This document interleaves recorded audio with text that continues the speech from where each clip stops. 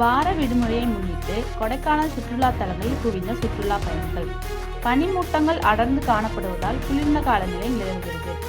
மலைகளின் இளவரசி என அழைக்கப்படும் கொடைக்கானல் உலகளாவிய சுற்றுலா தலங்களில் ஒன்றாக இருந்து வரும் நிலையில் வார விடுமுறை நாட்களில் கொடைக்கானலுக்கு பல்வேறு பகுதிகளில் இருந்து சுற்றுலா பயணிகள் அதிகம் வருவது வழக்கம். இந்நிலையில் கடந்த 3 நாட்களாக வனத்துறை கட்டுப்பாட்டில் அமைந்துள்ள சுற்றுலா தலங்களில் யானை நடமாட்டம் இருப்பதால் சுற்றுலா பயணிகளுக்கு அனுமதி மறுக்கப்பட்டது. அதனைத் தொடர்ந்து குணா குகை, தூண்பாறை, பைன்மரக்காடு, மோயர் சதுக்கம் போன்ற சுற்றுலா தலங்களுக்கு சுற்றுலா பயணிகள் செல்ல முடியாமல் இருந்த நிலையில் தற்போது அனுமதி கிடைத்துள்ளது. சுற்றுலா தலங்களை காத்திருந்த சுற்றுலா பயணிகளும் வார விடுமுறைக்கு வந்த சுற்றுலா பயணிகளும் தற்போது சுற்றுலா தலங்களில் குவிந்து அடர்ந்த பனிமூட்டங்களுடன் குளிர்ந்த காலநிலையை தங்களுடைய குடும்பத்தினருடன் கொண்டாடி வருகின்றனர்.